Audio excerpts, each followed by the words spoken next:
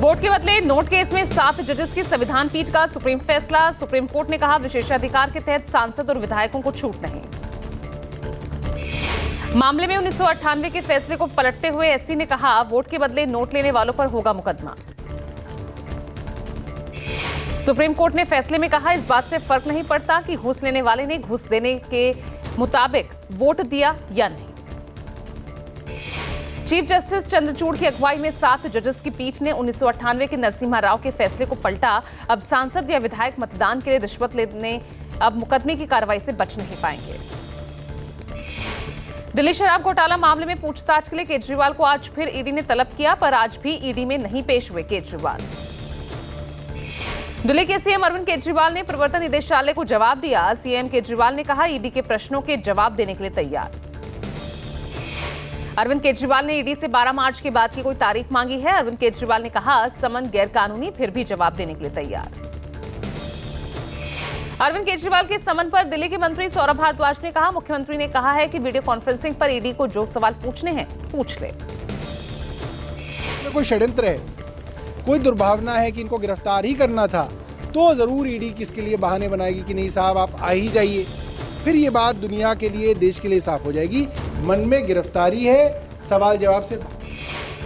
CM Arvind Kejriwal पर Delhi BJP अध्यक्ष वीरेंद्र सचदेवा ने पलटवार किया। कहा केजरीवाल ने दिल्ली की जनता को लूटने का काम किया है। क्या है, कोई एक जगह तो छोड़ी होती दिल्ली को लूटने के लिए। आपने पूरी दिल्ली को लूटा है और आज आप बात कर रहे हैं राम राज्य बजट लाने की।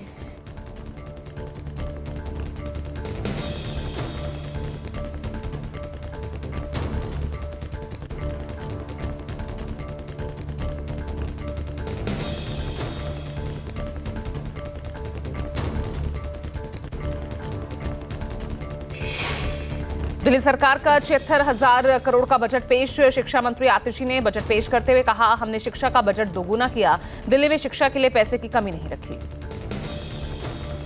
ये हम सबके लिए गर्व की बात है कि आज अरविंद केजरीवाल जी की सरकार का 10वां बजट इस दिल्ली विधानसभा में प्रस्तुत हो रहा है। दिल्ली में राम राज्य के सपने को। आतिशी ने कहा आज दिल्ली के हर स्कूल में स्मार्ट क्लासरूम, वर्ल्ड क्लास शिक्षा के लिए टीचर्स को वर्ल्ड क्लास ट्रेनिंग कराई गई। आतिशी ने बजट पेश करते हुए कहा दिल्ली पर प्रभु श्री राम की कृपा है। दिल्ली में 3 टप्पर के स्कूल अब यहां पर टेंट वाले हुए। पिछले साल की तुलना में इस साल दिल्ली सरकार का बजट तकरीबन 2,000 करोड़ घटा है। पिछले साल दिल्ली का बजट 78,000 करोड़ था। आसनसोल से अपनी उम्मीदवारी वापस लेने वाले भोजपुरी स्टार पवन सिंह आज बीजेपी अध्यक्ष जेपी नड्डा से मुलाकात करेंगे। आज दोपहर जेपी नड्डा पवन सिंह के बीच होगी मुलाकात। बीजेपी के पहले लिस्ट में बीजेपी ने शत्रुघ्न सिन्हा के खिलाफ आसनसोल से पवन सिंह का नाम घोषित किया था, पर कल अचानक पवन सिंह ने आसनसोल सीट से लड़ने से इनकार कर दिया था। आसनसोल से चुनाव न लड़ने के पीछे पवन सिंह ने व्यक्तिगत वजह बताई, पर बाबुल सुप्रियो का दावा है कि बीजेपी के दबाव के चलते पवन सिंह ने नाम वापस लिया। बीकानेर से टिकट मिलने पर केंद्रीय मंत्री अर्जुन राम मेघवाल ने कहा केंद्रीय नेतृत्व ने मुझ पर विश्वास जताया। बीकानेर विकसित बीकानेर बने, इस दिशा में तेजी से काम हुआ है। साउथ दिल्ली से बीजेपी उम्मीदवार रामवीर विधुड़ी को मौजूदा सांसद रमेश विधुड़ी ने बताया बाहरी। टिकट कटने पर तंज कसा, कहा कभी कभी मेहमानों के लिए नई चादर बिछानी पड़ती है। दिल्ली की चांदनी चौक सीट से टिकट कटने के बाद हर्षवर्धन ने लिया सक्रिय राजनीति से संन्यास। पवन सिंह, जयंत सिन्हा, गौतम गंभीर समेत कई बीजेपी नेताओं को लेकर अखिलेश यादव ने बीजेपी पर तंज कहा और कहा है कि किसने सोचा था कि भाजपा के ऐसे दिन भी आएंगे कि बीजेपी वाले ही कह रहे हैं कि नहीं चाहिए भाजपा। अखिलेश यादव ने एक्स पोस्ट में लिखा किसी न किसी बहाने से उम्मीदवारों ने बीजेपी से किनारा किया। बीजेपी एक दल के रूप में इतनी कमजोर कभी नहीं थी। प्रियंका गांधी के लोकसभा चुनाव में दमनदीव से चुनाव लड़ने की चर्चा तेज। दमनदीव के अध्यक्ष केतन पटेल ने दावा किया। केतन पटेल ने कहा कि प्रियंका गांधी दमनदीव लोकसभा सीट से चुनाव लड़ सकती है। इस संबंध में कांग्रेस में राष्ट्रीय स्तर पर भी चर्चा हो चुकी है। प्रियंका गांधी जी दमनदीव से संभावित उम्मीदवार हो सकते हैं, उम्मीदवारी करेंगे और मैं उस प्रस्ताव का स्वागत करता हूं। हाईकमांड ने कुछ जिम्मेवारी हमें दी है, डेटा कलेक्शन हम लोग कर रहे हैं। केतन पटेल के बयान के बाद कयासों का दौर जारी है। हालांकि प्रियंका गांधी को यूपी के रायबरेली से चुनाव लड़ने की मांग की जा रही है। बीजेपी ने अपनी पहली लिस्ट में दमनदीव लोकसभा सीट से लगातार चौथी बार उम्मीदवार के तौर पर मौजूदा सांसद लालूभाई पटेल के नाम का ऐलान किया है। कलकत्ता हाईकोर्ट के जस्टिस अभिजीत गंगोपाध्याय के बीजेपी में शामिल होने की अटकलें तेज। जस्टिस अभिजीत ने दिया इस्तीफा। न्यायमूर्ति अभिजीत गंगोपाध्याय कल अपना इस्तीफा राष्ट्रपति को भेजेंगे, लेकिन वो किस पार्टी में शामिल होंगे ये अभी साफ नहीं। कलकत्ता हाईकोर्ट के जस्टिस के इस्तीफे पर संजय राउत ने कहा, अगर जज किसी विशेष राजनीतिक दल में शामिल होते हैं तो मतलब साफ है वो न्याय नहीं दे पा रहे थे। सुप्रीम कोर्ट के न्यायमूर्ति महोदय वहाँ चेयर पर बैठे हैं, सिटिंग जज है, इस्तीफा देते हैं और किसी पार्टी में शामिल होते हैं, उसका मतलब है आप जिस कुर्सी पर बैठे थे वहाँ बैठकर न्याय नहीं कर रहे थे। बीजेपी सांसद दिलीप घोष ने गंगोपाध्याय को लेकर बयान दिया। कहा, लोगों का विश्वास कायम करने, स्वच्छ राजनीति स्थापित करने के लिए सच्चे लोगों की राजनीति में जरूरत है। भारत जोड़ो न्याय यात्रा के दौरान आज राहुल गांधी के मध्य प्रदेश के राजगढ़ में खाट पंचायत 150 खाटों पर हर फसल के जानकार किसानों से चर्चा करेंगे राहुल। भारत जोड़ो न्याय यात्रा के तहत राजगढ़ के किसानों से बातचीत करेंगे राहुल। ब्यावरा में राहुल रोड शो भी करेंगे। गुना शिवपुरी होते हुए राहुल गांधी की यात्रा राजगढ़ पहुंचेगी। दिग्विजय के गढ़ में रोड शो के बाद पीपल चौराहे पर होगी कांग्रेस नेता की आम सभा। भारत जोड़ो न्याय यात्रा के बीच राहुल गांधी ने पीएम मोदी पर करारा वार किया। एक्स पोस्ट पर राहुल गांधी ने लिखा, देश के युवाओं ने एक बात नोट कर लो, नरेंद्र मोदी की नीयत ही रोजगार देने की नहीं। राहुल गांधी ने लिखा, नए पद निकालना तो दूर, पीएम मोदी केंद्र सरकार के खाली पड़े पदों पर भी कुंडली मारकर बैठे। युवा न्याय को टैग करते हुए राहुल गांधी ने लिखा, इंडिया का संकल्प है, हम युवाओं के लिए नौकरी के लिए बंद द्वार खोल देंगे। बेरोजगारी के अंधेरे को चीरकर युवाओं के भाग्य का सूर्योदय होने वाला है।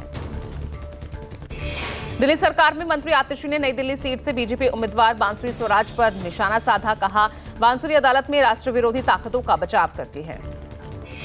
बांसुरी स्वराज ने दिल्ली मंत्री आतिशी पर पलटवार किया। कहा, आपने ऐसे आदमी को उम्मीदवार क्यों बनाया जिसकी पार्टी के ही एक कैडर ने सरेआम पिटाई की। भोपाल की मौजूदा सांसद साध्वी प्रज्ञा का टिकट कटने का दर्द छलका। प्रज्ञा ने कहा कि हो सकता है मैंने कुछ ऐसे शब्दों का इस्तेमाल कर लिया होगा जो पीएम मोदी को पसंद न आया हो। 8 मार्च को आ सकती है बीजेपी उम्मीदवारों की दूसरी लिस्ट। सूत्रों के मुताबिक दूसरी सूची में सुबह सपा, आरएलडी, अपना दल एस के साथ सीटों का बंटवारा भी होगा। यूपी मैनपुरी की सांसद डिंपल यादव उत्तराखंड की सपा प्रभारी हो सकते हैं। लखनऊ में पार्टी नेता कार्यकर्ताओं की मांग पर सपा अध्यक्ष अखिलेश यादव ने भरी हामी। लोकसभा चुनाव के ऐलान से पहले पीएम मोदी का मिशन 400 अगले 10 दिनों में 12 राज्यों और केंद्र शासित प्रदेशों का दौरा करेंगे। तेलंगाना, तमिलनाडु, ओडिशा, पश्चिम बंगाल, जम्मू कश्मीर के साथ अब बिहार का भी दौरा करेंगे। कई विकास परियोजनाओं का लोकार्पण और शिलान्यास भी होगा। पीएम मोदी 6 मार्च को कोलकाता हावड़ा मेट्रो की पहली अंडर रिवर टनल का उद्घाटन करेंगे। बड़ी जनसभा में ममता बनर्जी के खिलाफ हुंकार भरेंगे पीएम मोदी। तेलंगाना पहुंचे पीएम मोदी। आदिलाबाद में एक सार्वजनिक कार्यक्रम में 56,000 करोड़ रुपए से ज्यादा की बिजली, रेल और सड़क क्षेत्र से संबंधित कई विकास परियोजनाओं का उद्घाटन और शिलान्यास किया। नरेंद्र मोदी 9 मार्च को अरुणाचल प्रदेश में सेला सुरंग का उद्घाटन करेंगे। असम दौरे के दौरान 8 से 9 मार्च को कांचीरंगा पार्क का भी करेंगे दौरा। नागपुर एयरपोर्ट पर बीजेपी के आम कार्यकर्ताओं से मिले पीएम मोदी। बूथ, पंचायत समिति, तहसील लेवल पर काम करने वाले लगभग 30 कार्यकर्ताओं से पीएम ने मुलाकात की। पीएम तेलंगाना जाने के लिए नागपुर एयरपोर्ट पर उतरे। लोकसभा चुनाव के लिए पीएम मोदी ने कार्यकर्ताओं में जोश भरा। मोदी जी जब आते हैं तब वो हमारे छोटे कार्यकर्ता के साथ मिलते हैं। हमारे बूथ के काम करने वाले, हमारे पंचायत समिति लेवल के, तहसील लेवल के, जिला लेवल के छोटे कार्यकर्ताओं से मिलते हैं। लोकसभा चुनाव से पहले पीएम मोदी ने मंत्रियों को दी सलाह, विवादित बयानों से बचे। डीप फेक को लेकर भी पीएम मोदी ने सतर्क किया। पीएम मोदी ने मंत्रियों को सरकार की उपलब्धियां, योजनाओं को जन जन तक पहुंचाने के लिए भी कहा। करीब 10 घंटे तक मंत्रियों के साथ चली मीटिंग। मंत्रिपरिषद की बैठक में विकसित भारत 2047 के रोडमैप पर विशेष चर्चा हुई। दिल्ली में बीजेपी के चुनावी प्रबंधन को लेकर अहम बैठक। लोकसभा चुनाव को लेकर सभी राज्यों की तैयारियों की होगी समीक्षा। किसान एक बार फिर दिल्ली कूच की तैयारी में। जानकारी के मुताबिक देश भर के जो किसान हैं 6 मार्च को दिल्ली कूच करने का ऐलान कर चुके हैं। किसान नेता सरवन सिंह पंढेर और जगजीत सिंह डल्लेवाल ने कहा, हरियाणा पंजाब को छोड़कर दूसरे राज्यों के किसान 6 मार्च को बिना ट्रैक्टर ट्रॉली के दिल्ली कूच करेंगे। किसान नेताओं ने 10 मार्च को पूरे देश में रेल रोको आंदोलन करने की घोषणा की। किसान नेताओं ने बताया, रेल रोको आंदोलन 12 बजे से 4 बजे तक चलेगा। बेंगलुरु के रामेश्वरम कैफे में हुए धमाके की जांच एनआईए को सौंपी गई है। 3 दिन बाद भी अब तक धमाके के आरोपियों का कोई सुराग नहीं। गृह मंत्रालय ने जांच ईडी को सौंप दी है। रामेश्वरम कैफे के धमाके की कड़ी बेंगलुरु, कोयम्बटूर, शिवमोगा में हुए धमाकों से जुड़ी हुई है। हरियाणा में फिर अंधाधुंध गोलियां बरसाई गई। हरियाणा में सरपंच एसोसिएशन के प्रधान संजय दुहन की हत्या। बीती रात शादी से लौटते वक्त कार सवार बदमाशों ने संजय दुहन को गोलियों से भूना। आपसी रंजिश में हत्या का शक। तनाव को देखते हुए मौके पर भारी पुलिस बल की तैनाती। हांसी से विधायक विनोद भ्याणा भी मौके पर पहुंचे। नफे सिंह राठी हत्याकांड में पुलिस के हत्थे चढ़े शूटर सौरभ और आशीष नाम के शूटर्स को पुलिस ने गोवा से गिरफ्तार किया। कपिल सांगवान उर्फ नंदू गैंग के दोनों शूटर्स को झज्जर पुलिस, हरियाणा एसटीएफ और दिल्ली पुलिस की स्पेशल सेल के जॉइंट ऑपरेशन में गिरफ्तार किया गया। पुलिस ने 4 शूटर्स के खिलाफ लुकआउट नोटिस जारी किया था। 25 फरवरी को इनेलो की हरियाणा इकाई के अध्यक्ष नफे सिंह राठी की गोली मारकर हत्या कर दी गई थी। यूपी के बुलंदशहर में बड़ा हादसा। नहर में बारातियों से भरी एक इको कार गिर गई। शादी समारोह से लौटते हुए देर रात असंतुलित होकर कार नहर में जा गिरी। 5 लोगों को रेस्क्यू किया गया, लेकिन 3 लोग लापता। जिस वक्त हादसा हुआ, कार में 8 लोग सवार थे। सीएम योगी ने हादसे पर दुख जताया। जम्मू कश्मीर के रामबन में सड़क हादसा। 500 फीट गहरी खाई में गिरी कार। हादसे में 4 की मौत, 3 घायल। घायल लोगों को इलाज के लिए नजदीकी अस्पताल ले जाया गया। स्थानीय लोगों के साथ पुलिस ने रेस्क्यू किया। असम के नगांव में कैथमिल चारियाली के पास आग लगी, 5 घर जले। कड़ी मशक्कत के बाद आग पर काबू पाया गया। पुलिस और स्थानीय लोगों की मदद से दमकल कर्मियों ने आग पर काबू पाया। यूपी के कानपुर में चौरसिया समाज का 23वां परिवार मिलन समारोह। 32 जोड़ों की शादी हुई। सभी दुल्हा दुल्हन के जोड़ों ने पहनाई एक दूसरे को वरमाला। कानपुर में घोड़े पर सवार होकर 32 दूल्हे एक साथ सड़क पर आए नजर। पूरे रीति रिवाज के साथ अग्नि के 7 फेरे लिए गए। हर जोड़े को चौरसिया समाज के जरिए 5 नग जेवर के साथ दैनिक उपयोग की चीजें निःशुल्क भेंट की गई। ये चौरसिया समाज का 23वां सामूहिक विवाह है और इसमें पूरे देश से अगले कार्यक्रम के लिए जोड़े लड़कियां जो हमारे यहाँ थोड़े जो गरीब वर्ग थे, जो लोग होने के बाद सक्षम नहीं थे। पश्चिम बंगाल बीजेपी अध्यक्ष सुकांत मजूमदार सड़क हादसे में बाल बाल बचे। मजूमदार की कार से टकराई पायलट कार। बंगाल बीजेपी ने हादसे को लेकर टीएमसी की साजिश करार दिया। नदिया जिले में NH 34 पर हुए हादसे की जांच की मांग की। लोकसभा चुनाव से पहले कांग्रेस और आप को झटका। सूरत में सीआर पाटिल की मौजूदगी में कई आप और कांग्रेस नेता बीजेपी में शामिल हुए। आजमगढ़ में सीएम योगी ने साहित्यकार कन्हैया सिंह को दी श्रद्धांजलि। कहा, डॉक्टर कन्हैया सिंह का निधन साहित्य जगत के लिए अपूरणीय क्षति। केंद्रीय मंत्री स्मृति ईरानी ने हज गाइड 2024 जारी किया। हज सुविधा मोबाइल एप्लीकेशन भी लॉन्च की। अयोध्या में रामलला के दर्शनों के लिए जुट रही भारी भीड़। मुस्लिम राष्ट्रीय मंच की ओर से रामलला के दर्शन के लिए मुस्लिम समुदाय के लोग अयोध्या पहुंचे। शिव नवरात्रि के चौथे दिन उज्जैन के महाकाल मंदिर में भव्य आरती की गई। भारी संख्या में भोले के भक्त महाकाल मंदिर में जुटे।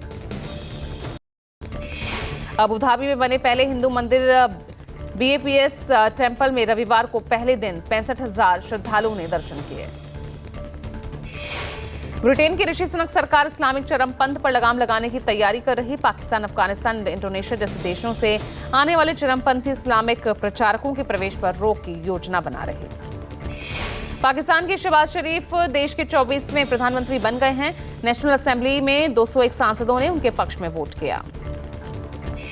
पाकिस्तान का प्रधानमंत्री बनते ही शहबाज शरीफ ने कश्मीर पर एक जहर उगला। कहा, कश्मीर में कश्मीरियों के खून बहाए जा रहे हैं। पूरी वादी खून से सुर्ख लाल है। पाकिस्तान के पंजाब प्रांत में पीटीआई के 100 से ज्यादा कार्यकर्ता गिरफ्तार। इमरान खान की पार्टी के समर्थक चुनाव में कथित धांधली के विरोध में प्रदर्शन कर रहे थे।